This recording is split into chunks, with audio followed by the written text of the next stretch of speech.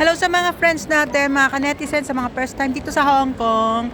If you are in the airport, pag bagong dating po kayo, magagaling kayo, pagbaba nyo ng aeroplano at nakuha nyo na ang inyong mga bagay sa conveyor, you can either come out from exit A. If you see, ayan, may exit A siya sa kabila, or the exit B. Ayun po ang exit B natin. Side kayong lumabas, hindi po kayo maliligaw dahil public transportation ay nasa middle. Makikita nyo po nakalagay dito. Dito po makikita nyo mga sasakyan ninyo dyan. Merong tren, bus, or taxi. So, pag gusto makamura, by bus tayo. Pag gusto naman ang mabilis, by train, pero medyo mahal pa rin. Pag gusto ng taxi, okay din, pero medyo mahal din. And if you don't have any ticket or pamasahe, there is a kiosk or there is a place here where you can buy your octopus card. Just go to the information. Sabihin nyo lang po kung nasa yung information center dyan. And then you can buy the octopus card para magamit ninyo. You can use it sa train and sa bus, and I'm sure there is also in the taxi. Pero make sure pag nag-taxi kayo, may kas kayo kasi matanggap ng. So ayan po. So don't get lost dahil nasa middle lang siya, and they have a place for the group. Hanapin nyo lang po, meron silang 1, 2, 3, 4, 5, 6, 7 na group diyan sa gilid. So ayan, madali ninyong mahanap ang rotation.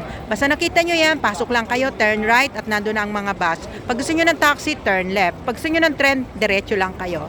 Para sa mga turista natin. And if you want to have more, pag gusto niyo po ng city tour o gusto niyo ipasyal namin kayo sa Macau or sa China, just message me, private message me. Then we have a company for you na mag-handle ng services for your tour to China or to Macau or city tour in Hong Kong.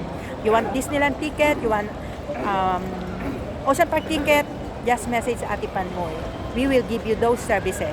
Okay, just PM me down below. Okay, ayan po. Sa mga turista natin at mga bagong dating dito sa Hong Kong, don't be afraid. Huwag po kayong mag-alala dahil madali nyo pong makikita ang mga ano. Kasi marami po, may mga araw-araw naman sila dyan. O, ayan o, pag pupunta na kayo sa Macau, meron ding Macau Transport. Pag marami kayong mga, ayan, may lost and found pag nawala yung item. May hotel, pag gusto nyo mag-check-in ng hotel, meron din. At sa taas po yung ating departure. So, dito po yung arrival natin sa 5th floor. 5th floor arrival, departure ay sa 7th floor. Okay?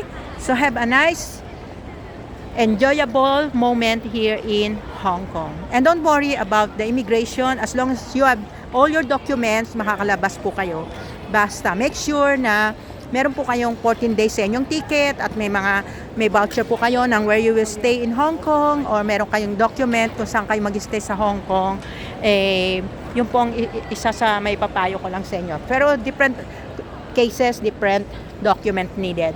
Okay, so enjoy! Ayan, nakikita nyo, laki-laki ng aming airport. Napaka-linis. And so, because I'm going out na, papunta na ako sa public transportation, so you go with me. Ayan yung aking dala. I just came from Japan, and as I told you, lumabas din ako sa exit A or exit B. Hindi ko na matandaan. Joke lang. A or B. So if you need a hotel tour or tour coach, meron din sila. Basta marami silang mga services dito.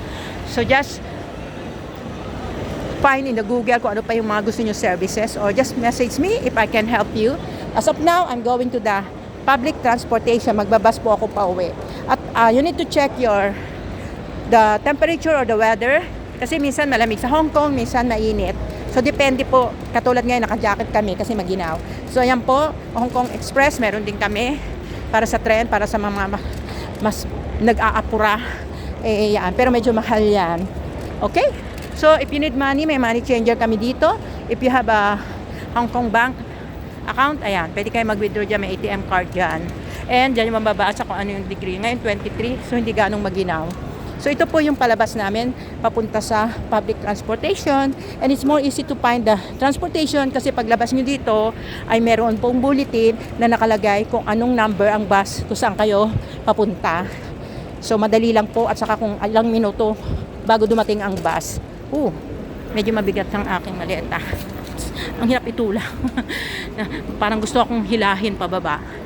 So ayan po. Okay?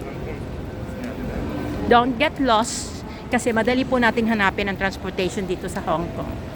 And it's so convenient. Napakalinis po namin dito.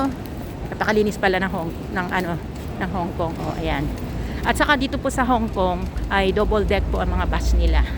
Kasi na-observe ko sa Japan, isang deck lang, isang palapag lang sila eh. Dito po ay dalawang palapag ang mga bus. Mostly ang bus dito ay dalawang palapag. At about the prices of the bus, depende rin po kung saan kasi kayo pupunta. So I cannot tell you how much kasi depende po sa location na pupuntahan ninyo. Katulad po sa amin, sa Shatin kami, A41 ang akin, so $20 Hong Kong dollar plus. Okay? So ayan, nababasa na ninyo. Papalabas na tayo sa bus. Ayan. May mga number ng, lalo na doon sa harapan, mas madali nyo makita kung anong number ang bus. Kung saan kayo pupunta, hanapin nyo lang po. Meron namang mga pangalan doon sa number ng bus, ang destination. And for more security, tanong nyo sa friends nyo kung anong bus number. Pero kung di alam ng bus number, hanapin nyo lang dyan sa bulletin natin. Kasi nakalagay dyan yung bus number at kung saan ang destination ng bus. At sa bawat stop, makikita nyo rin po yung bawat stop niya. Ang trolley natin ay hanggang sa bus stop. Kaya pwede natin ilabas ang trolley at ito po ay libre. Yan. Okay? So papakita ko po sa inyo, meron din nakalagay kung saan nakalocate yung mga bus natin according to the color. Kasi may mga color coding sila para hindi kayo maliligaw. So this is bus terminal at ang oras. At ayan, nakalagay kung saan nakalagay yung inyong bus. Tuloy na A42. Ako ay sa A41. E42 ay aalis ng, ang bilis naman. Ayan mababasa nyo naman dyan yung oras at saka sa destination kung saan i-stop yung mga bus. Ayan, mababasa. Mahirapan pag public bus po kayo, mababasa. 41 is 2020. So 20 minutes pa. $23.40. Yung E42 ay ganun din, 20 minutes. Pero mas mura siya, $14.40. So depende po kung anong bus ang gusto nyo, yung mura o mahal. Meron din po kaming, kasi yun ang destination ko. So, depende po sa destination nyo. Okay? Yan. Kung wala kayong ticket, ayan po may octopus. May bilihan ng octopus doon sa gilid. So, I need to find, 8 o'clock. 2340. Shatin, Taiwai. A42. Yun na lang ang sasakyan ko, A42. Shatin, Taiwai, Taiwo, Hawking. A42. So, Hong Kong, and wish you a pleasant journey. Okay, so hanggang dito na lang po dahil hanapin ko na yung bus ko. Ang pinakamabilis ay yung A42.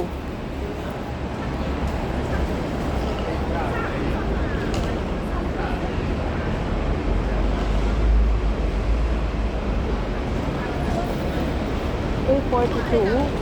Hanapin natin. So, pag wala po kayong octopus, pwede kayong bumili doon. Basta may money kayo doon, no? Pero pag gusto nyo meron yata din doong tao na magbibigay sa inyo nung pag cash ang ibigay nyo, may octopus bilihan dyan o sa loob ng airport. Okay, so I need to find my bus number. At yung iba tumatakbo kasi hinahabol na nila yung bus nila, baka sila maiwanan. So I'm going to find my bus A42 kasi yun ang pinakamabilis.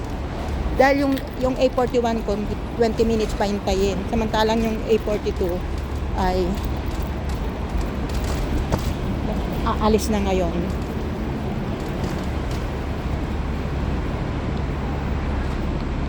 Ganito na lang. Thank you for watching. Always remember, be happy, be healthy, keep safe, keep trusting the Lord. Thank you. Bye-bye. Don't forget to Chick Vlog. Sana may natutunan kayo sa video ko na ito. Bye! Ano yung bag ko? Ano ko baka maiwan na ako?